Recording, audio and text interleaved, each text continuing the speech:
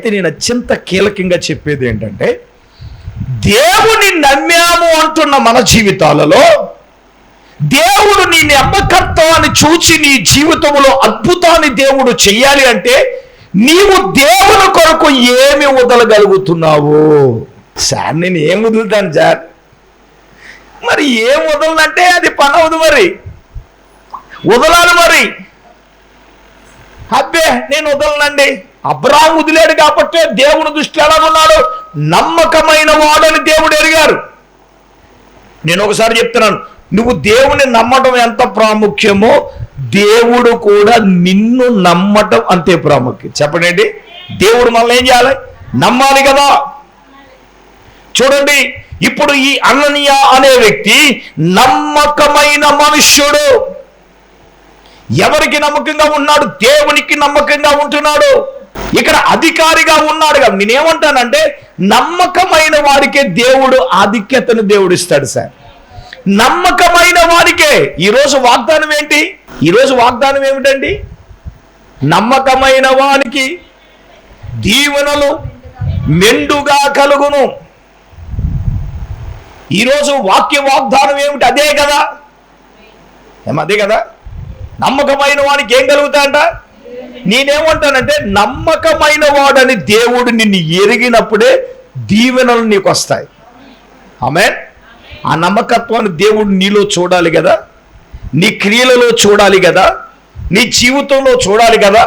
అలాగే టీవీ ముందు కూర్చున్న వాక్యం వింటున్న వారులారా, మీరు నమ్మకమైన వారుగా ఉన్నప్పుడే మీ జీవితాల్లో ప్రభువు చేయగలడు.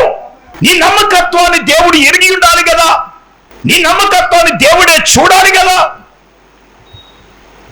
అలా చూచినప్పుడే దేవుడు నీ జీవితంలో నా ప్రభు అద్భుతమైన కార్యాలు ప్రభు చేయగలడు. చెప్పండి, ఆమేన్ చెప్పండి. నమ్మకమైన వారుగా మనం ఉండాలి. దేవునికి నమ్మకమైన వారుగా మనం ఉండాలి.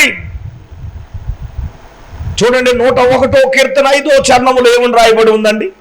నా యొద్ద నివసించున్నట్లు నేను దేశములో నా యొద్ద నివసించినట్లు. చూడండి, దేశములో నమ్మకస్తులైన వారు కొరకు నేను కనిపెడుతున్నాను. దేవునికి స్తోత్రం కలుగునుగా. అందరు గట్టిగా దేవుని స్తోత్రం చెప్పండి. హల్లెలూయా. నా యొద్ద నివసించినట్లుగా నేను దేశములో నమ్మకస్తులైన వారి కొరకు నేనేం చేస్తున్నాను? కనిపెడుతున్నాను. దేవుడు ఎవరి కొరకు కనిపెడుతున్నాడు? ఇప్పుడంటే మనం ఆయన దగ్గరకు వస్తున్నాం కదా. చెప్పండి, నా దైవ కృప నమ్మకంగా ఉందా లేదని కనిపెడుతున్నాడట. నా శుభలక్ష్మి నమ్మకంగా ఉందా లేదా అని కనిపెడుతున్నాడట. నా రాణి నమ్మకంగా ఉందా లేదా అని కనిపెడుతున్నాడట. నా రోజా నమ్మకంగా ఉందా లేదా అని కనిపెడుతున్నాడట. స్తోత్రం చెప్పండి అందరూ. చెప్పండి హల్లెలూయా. అయ్యగారు వాళ్ళ పేర్లు చెప్పారు, మా పేరు చెప్తే బాగుండను, టీవీకి స్పాన్సర్ చేసి చెప్తాను. దేవుని స్తోత్రం. దేవుడు ఆ కృప ఇచ్చాడు వాళ్ళకి. హల్లెలూయా. అంటే దీవుల్లో పేరు చదివిన వాళ్ళకి దీవులు వచ్చింది కాక. చూసారండి, మీకు దీవులు వస్తాయండి. ఇలా ఆమె చెప్పట్లేదు. స్తోత్రం చెప్పండి, గట్టిగా చెప్పండి. హల్లెలూయా. ఖచ్చితంగా పేర్లు చదివిన వారి కుటుంబంలో దేవుడు దీవులు అనుగ్రహించును గాక. వాళ్ళ కుటుంబాలలో శాపాలు దేవుడు కొట్టివేయును గాక. ఆమేన్ చెప్పండి, ఆమేన్ చెప్పండి, ఆమేన్. ఇప్పుడు నా బిడ్డలు నమ్మకమైన వారుగా ఉన్నారా లేదా ఆయన ఏం చేస్తున్నాడు? కనిపెడుతున్నాడు కదా. హలో, పాస్టర్ గారు కనిపెట్టినా కనపట్టకపోయినా పాస్టర్ గారు ఎదుర్కొండగా ఈ బాబు నమ్మకత్తులు ఎంత నమ్మకంగా చేస్తాడు అడావుడి. హల్లెలూయా. అదే గనక పాస్టర్ గారు లేకపోతే తోకలేని కోతులు ఇయ్యి హెచ్చరక్తవేజీ. ఆయన ముఖకాంతిలో మన రహస్య అసలు సీసీ కెమెరా అది. దేవునికి స్తోత్రం. ఆ సీసీ కెమెరా నుంచి తప్పించుకోలేవు. హల్లెలూయా. చెప్పండి గట్టిగా హల్లెలూయా. మీ మీద ప్రేమ మీదో జాలి మీదో కానీ నేను చూడనట్లు పోవుండొచ్చు. అర్థమవుతుందా? దేవుడు మాత్రం కఠినంగా ఉంటుంది వ్యవహారం. నీ నమ్మకత్వాన్ని దేవుడు చూడాలి కదా. ఇప్పుడు అననీయ అనే మనుష్యుడు ఎలాగున్నాడు? నమ్మకమైన వాడుగా ఉన్నాడు. ఈ ప్రత్యేక స్వస్థత అభిషేక ప్రార్థనకు వచ్చిన నీవు నమ్మకంగా ఉన్నావా? నమ్మకమైన వ్యక్తిగా నీవు ఉన్నావా? నువ్వు నమ్మకమైన వ్యక్తిగా ఉంటే నా దేవుడు నా ప్రభు ఏదైనా చేయాలి కదా. నేను ఒక మాట చెప్పి రెండో పాయింట్కి నేను వెళ్తాను. చూడండి, తిమోతి రాసిన పత్రికలో పౌలు గారు ఒక అద్భుతమైన మాట ఆయన చెప్తా ఉన్నాడు. మూడో అధ్యాయంలో ప్రియులారా, ఒకసారి మనం 11వ వాక్యాన్ని మనం చదువుదాం.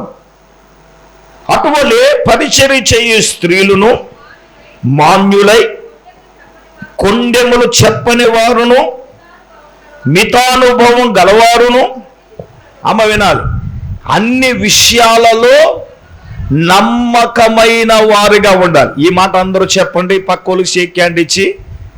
స్త్రీలే ఏం చెప్పాలి తెలుసా? అన్ని విషయములలో, గట్టిగా చెప్పండి, అన్ని విషయములలో నమ్మకమైన వారై ఉండవలెను. ఉన్నావా?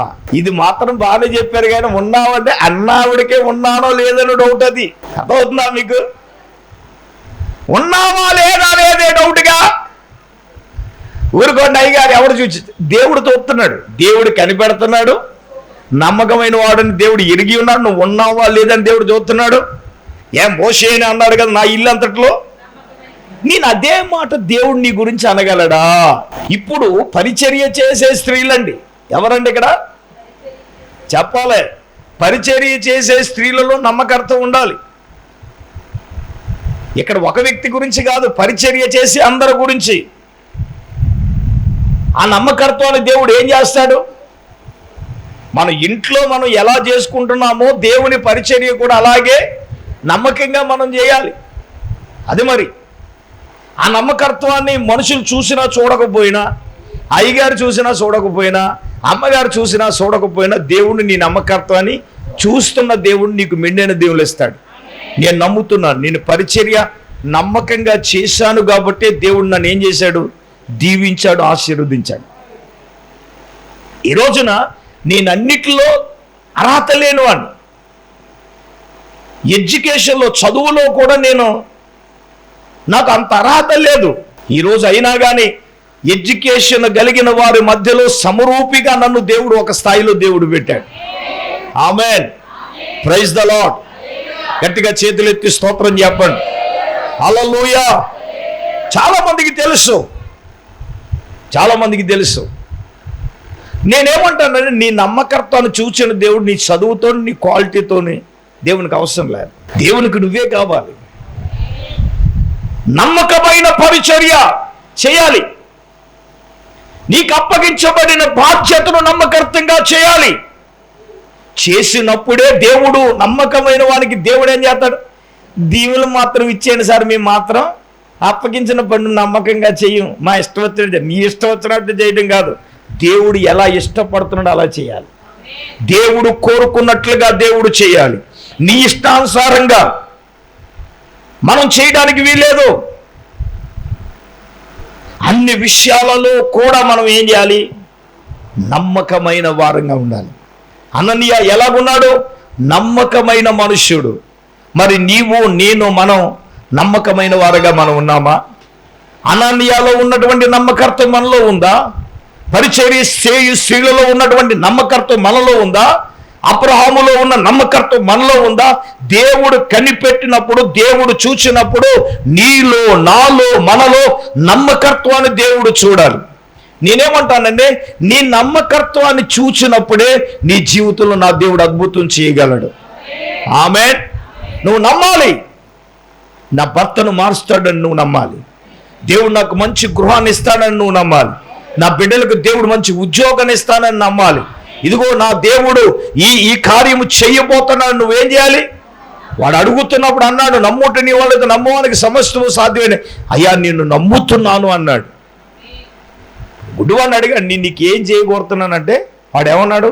నీవు నాకు చూపును అనుగ్రహించుచున్నావని నేను నమ్ముచున్నాను అన్నాడు. ఏమీ లేనప్పుడే దేవుడు నాతో మాట్లాడుతున్నప్పుడు, పిల్లరా మనకు పాకగా ఉన్నప్పుడే నేను అన్నాను, దేవుడు మనకు ఒక మంచి బిల్డింగ్ ఇవ్వబోతున్నాడు. మనం ఎవరిని అడగ మనం ఒక అన్యుని ఎవరిని ఒక రూపాయి కూడా మనం అడగకూడదు.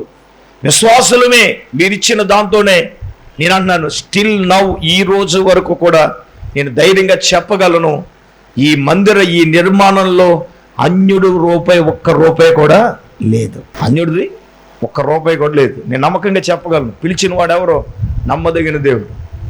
నన్ను చాలామంది హేళనంగా మాట్లాడారు, అయాళనగా మాట్లాడారు. కానీ ప్రియులారా, వాళ్ళందరూ కూడా తెలుసుకున్నారు, అయ్యో దైవజనుడితో దేవుడు మాట్లాడాడు కాబట్టి దేవుడు చేశారు. వాళ్ళు ఏం చేశారు? వాళ్ళు అలాగ అనుకోవడానికి కూడా తప్పేం లేదు. మన పరిస్థితి అలాగుంది. మరి ఏమన్నా అంతే కదా, తాటాకులు తెచ్చుకుని నేర్చుకునే డబ్బుల దగ్గర మన దగ్గర లేవు. వాళ్ళు అలా అనుకున్నారు అనడానికి అప్పుడు మన పరిస్థితులు అట్లాగే ఉన్నాయి. అంతా న్యాయ వ్యతిరేక్తంగానే ఉన్నాయి. కానీ దేవుడు దేవుని మాటను మనం ఏం చేయాలి? నమ్మాలి. ఆమేన్. దేవుని మాటను నమ్మినప్పుడే కదా అద్భుతాలు చేసేది. ఆమేన్ చెప్పాలి. హల్లెలూయా. మనం ఏం చేయాలరా? దేవుని మాట నమ్మాలి కదా. నమ్మినప్పుడే దేవుడు అసాధ్యమైన వాటిని సుసాధ్యములు దేవుడు చేయగలడు. ఇది మొట్టమొదటి మాటగా. రెండవదిగా మనం చూసినప్పుడు ప్రియులారా, ఆయనలో గనక మనం గమనించినప్పుడు ఆయన రెండవదిగా అందరికంటే ఎక్కువగా, నెహెమ్యా గ్రంథం 2వ అధ్యాయం 7వ అధ్యాయం 2వ వచనంలో, అనన్య నమ్మకమైన మనుష్యుడు రెండవదిగా అందరికంటే, చెప్పండి, అందరికంటే ఎక్కువగా దేవుని యందు ఏం కలిగి ఉన్నాడు? నెహెమ్యా గ్రంథం 2వ అధ్యాయం 7వ వచనంలో రెండవదిగా అందరికంటే ఎక్కువగా ఏం కలిగి ఉన్నాడండి? దేవుని యందు భయభక్తులు గలవాడు. ఆమేన్ చెప్పండి. అందరికంటే మనం ఎక్కువగా దేవుని యందు ఏం కలిగి ఉండాలండి? చెప్పాలా? భయభక్తులు కలిగి ఉండాలి. అంటే భయభక్తులు అంటే అర్థం ఏంటండి? భయముతో కూడిన, అందరికంటే ఎక్కువగా అన్నాడు. అందరికంటే ఎక్కువగా తింటాను, అందరికంటే ఎక్కువగా తీసుకుంటాను, అందరికంటే ఎక్కువగా వచ్చే దాంట్లో అందరికంటే ఎక్కువే. మరి ఇచ్చే దాంట్లో మౌను నశించును గాక, నోర్లు తెరవబడును గాక, మాట్లాడుతును గాక. దేవునికి స్తోత్రం చెప్పండి. తీసుకునేదానికి అందరికంటే, మరి ఇచ్చేదానికి మీ మౌనమే అర్థమైపోతుంది. మీరు ఎటువంటి బ్యాచ్ హెచ్చరక్తం మాట్లాడండి, హెచ్చరక్తమే చేయి. హల్లెలూయా. నేనైతే అందరికంటే ఎక్కువగా ఇచ్చేవాడిగా ఉన్నాను. ఆమేన్. అందరికంటే ఇచ్చే దానిలో కంటే నువ్వేం చెప్పాలంటే నెహెమ్యా అనన్యలాగా నేను అందరికంటే దేవుని యందు భయభక్తులు కలవాడిని. ఇప్పుడు ఉన్నవారు ఎలాగుంటే నాకు అనవసరం. నేను ఎలాగున్నాను? దేవుని యందు భయభక్తులు కలిగి ఉన్నాను. ఇప్పుడు అబ్రహామును గురించే నేను ఒక మాట చెప్తాను. దేవుడు అన్నాడు కదా, ఇతడు నమ్మకమైన మనసు గలవాడిని ఎరిగి అన్నాడు. దేవుడు అబ్రహాముతో 75వ సంవత్సరం నీ కొడుకుని ఇస్తానన్నాడు. అబ్రహాముకి 100వ సంవత్సరం వచ్చేసింది. పిల్లలు పుట్టారా?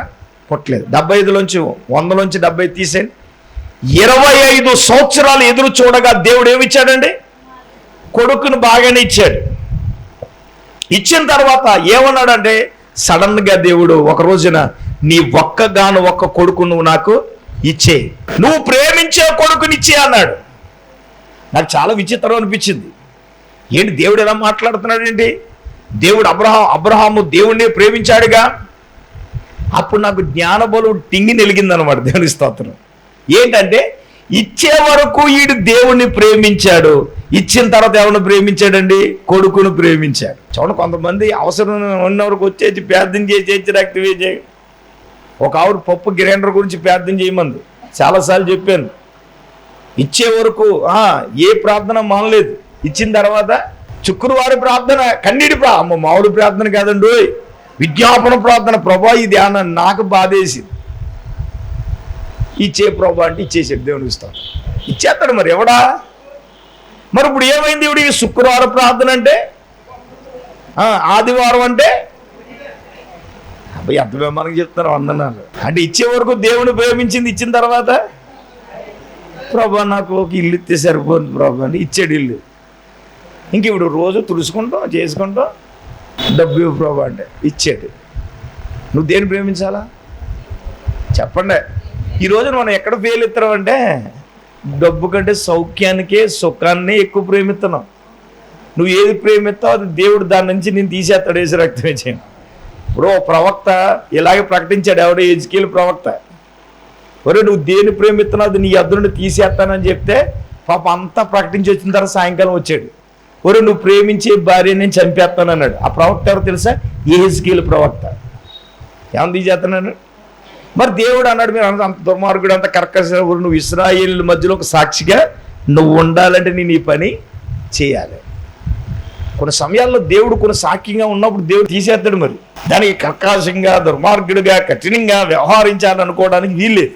పరిశుద్ధాత్మ దేవుడు సూటిగా స్పష్టంగా మనతో మాట్లాడే అమూల్యమైన మాట ఏంటో తెలుసా? ఇప్పుడు ప్రేమించే ఒక్కగానో ఒక కొడుకు నిమ్మన్నాడు. ఇతడు ఇవ్వడానికి ఏమాత్రం కూడా వెనుదిరగల. దేవుడు అనుకున్నాడు ఇతను వెనుదిరుగుతాడేమో అని చూశాడు. తెల్లవారుజామున లేచాడు, పనివారు సిద్ధం చేశాడు, కట్టెలు పట్టుకున్నాడు. ఏమండే తన కొడుకుని తీసుకెళ్ళిపోతున్నాడు. మార్గ మధ్యలోకి వెళ్ళేటప్పుడు దేవుడు ఎలా అన్నాడు ఇస్సాకుని, నాయనా దహన బలి ఎత్తానికి మనం వెళ్తున్నాము కదా, కట్టెలు ఉన్నాయి, పనివారు ఉన్నారు, అందరూ ఉన్నారు, కానీ దహన బలికి గొర్రె పిల్ల ఏది? ఎందుకే దహన బలిగా ఇచ్చింది ఎవరో? తండ్రి అయిన అబ్రాహాముకు తెలుసు, తన కొడుకునే కదా. ఇప్పుడు అదే మాట కొడుకు అంటే తండ్రి హృదయం ఏమవుతుందని తలలేడిపోయి ఏడ్చేసి ప్రభా అని ఒకవేళ ఎన్ని తిరుగుతాడేమో అనుకున్నాడు. నోరు మూసుకున్నాడురా ఒక మాట అన్నాడు, దహన బలికి గొర్రె పిల్లను దేవుడే తీసుకుంటాడు. అదే యెహోవా ఈరే అంటే అర్థం ఏంటి? యెహోవా ఈరే అంటే దేవుడే అన్నీ చూసుకుంటాడు. చూడండి అబ్రాహాము యొక్క విశ్వాసం చూడండి. వెళ్ళాడు, దేవుడు చెప్పిన ప్లేస్కి వెళ్ళాడు. సార్ నతానేలు గారు బలిపీఠం కట్టాడు. తీరా గొర్రె పిల్లని కాదు, ఈడి కాళ్ళే కట్టేస్తున్నాడు. ఎవరి కాళ్ళు? ఇస్సాకు కాళ్ళే. దేవుడు అనుకున్నాడు ఆ కాళ్ళు కట్టినప్పుడు కూడా ఒకవేళ వెను తిరుగుతాడేమో అని చూశాడు, కానీ వెను తిరగల.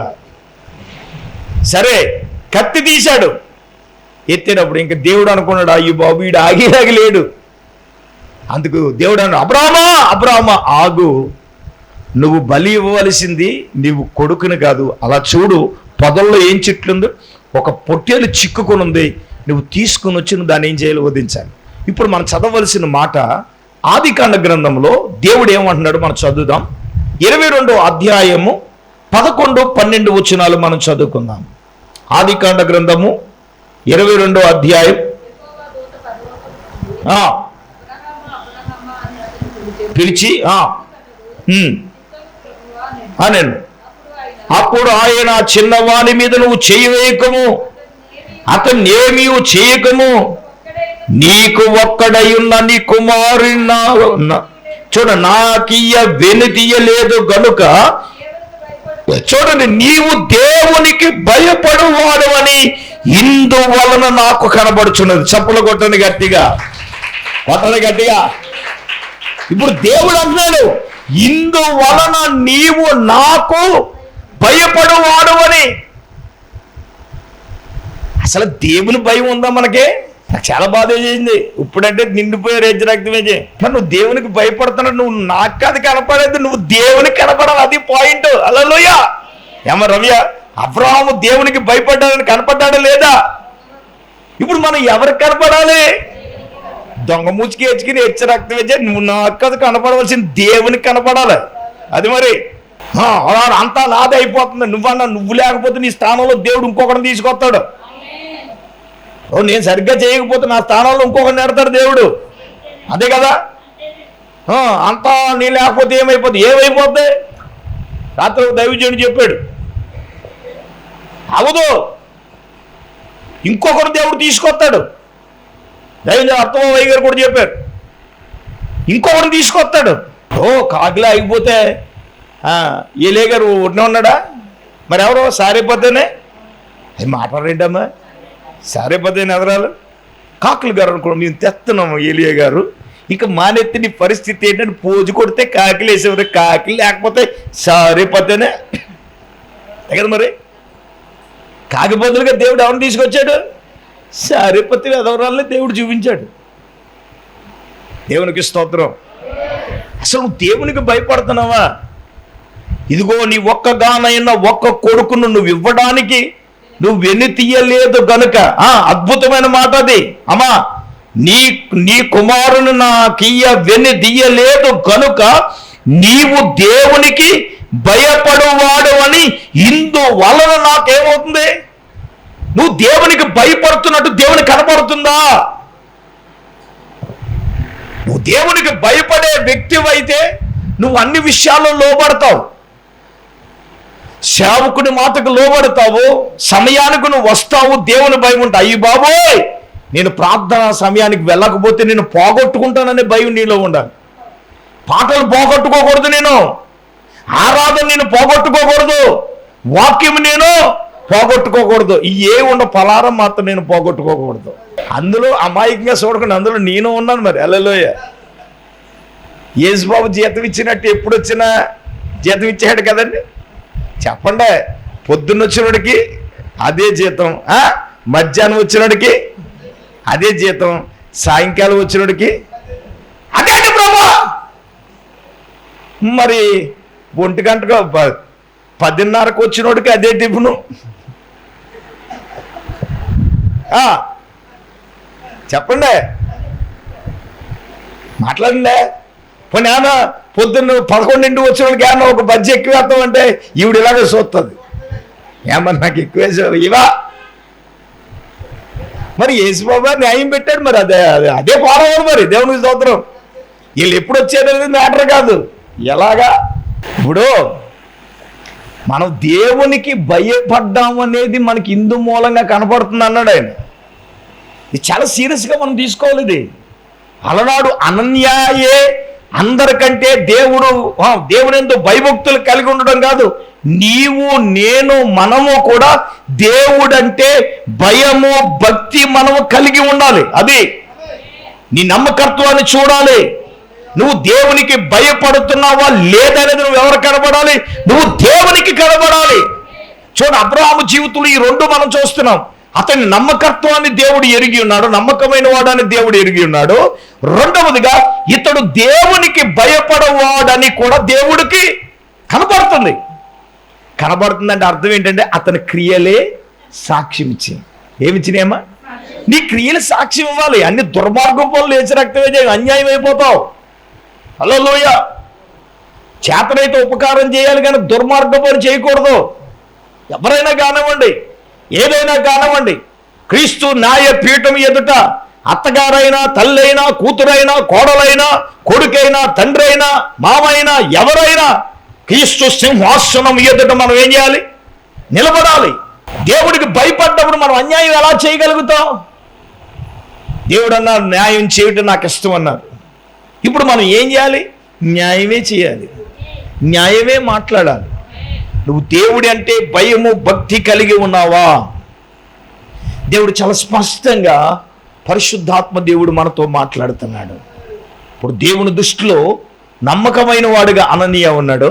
2, దేవుని దృష్టిలో భయభక్తులు కలిగల వాడుగా ఉన్నాడు. అబ్రహాం కూడా ఎలాగున్నాడండి? నేను 2 కూడా చూపించాను మీకు. అనన్యాయే కాదు, దేవుడంటే భయభక్తులు మనము కలిగి ఉన్నావా? దేవుడంటే భయము భక్తి, భయముతో కూడిన భక్తి కావాలి. దేవుని భయం అంటే అయ్యో సన్నిధి, అయ్యో ప్రార్థన, అయ్యో సహవాసం, అయ్యో అయ్యో అయ్యో అని మనం ఏం చేయాలా? నిజమే, ఆ దేవుని యందు భయభక్తులు మన జీవితాల్లో మనము కలిగి ఉన్నప్పుడే కదా దేవుని కార్యాలు మన జీవితంలో మనం చూడగలిగేది, దేవుని కార్యాలు మన జీవితంలో మనం పొందుకునేది. ఇప్పుడు చెప్పడం, దేవుడు నమ్మకత్వాన్ని చూస్తున్నాడు, మనము భయభక్తులు కలిగి ఉన్నామో లేవో దేవుడు చూస్తున్నాడు. సమయం అయిపోయింది కనుక ఈ 2 విషయాలు ఇక్కడ కూడిన మనందరి జీవితాల్లో దేవుడు అద్భుతం చేయాలనుకుంటున్నావా? నీ ఇల్లు విషయంలో, నీ కొడుకుల వివాహం విషయంలో దేవుడు చేయాలనుకుంటున్నారా? నీ గృహం విషయంలో చేయాలనుకుంటున్నారా? నీ అప్పుల విషయంలో దేవుడు చేయాలనుకుంటున్నారా? పిల్లల ఎడ్యుకేషన్ చదువు విషయంలో దేవుడు చేయాలనుకుంటున్నారా? ఏ విషయంలో చేయాలనుకుంటున్నారు? దేవుడు చెయ్యాలి, దేవుని ద్వారా కార్యము పొందుకోవాలి, అవి మన జీవితాల్లో మనం చూడాలి అంటే ఈ పూట ప్రభు 2 మాటలు. అననీయ ఎలాగున్నాడు? నమ్మకమైన మనుషుడుగా ఉన్నాడు. 2వది దేవుని యందు భయభక్తులు కలిగి ఉన్నాడు. అబ్రహాము ఎలా ఉన్నాడు? దేవుని దృష్టిలో నమ్మకమైన వాడిగా ఉన్నాడు, దేవుని యందు భయపడువాడిగా ఉన్నాడు. మరి నువ్వు నేను మనం ఉందామా? ఒక తీర్మానానికి వద్దామా? అందరూ మోకరించండి, కళ్ళు మూసుకోనండి, మనము ప్రార్థన చేసుకుందాం. అమ్మగారు ప్రార్థన చేస్తారు.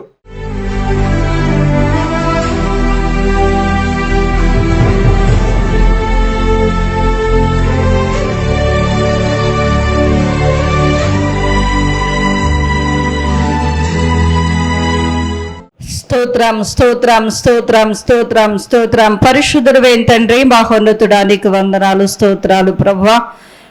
నాయన అభిషేక స్వస్థత ప్రార్థనలో ప్రభువా, నాయన ఇంతవరకు నీ దాసుని అభిషేకించి ప్రభువా, అయ్యా నీ వాక్యము ద్వారా మీరు నాతో మాతో అందరితో మాట్లాడినందుకు వందనాలు ప్రభువా.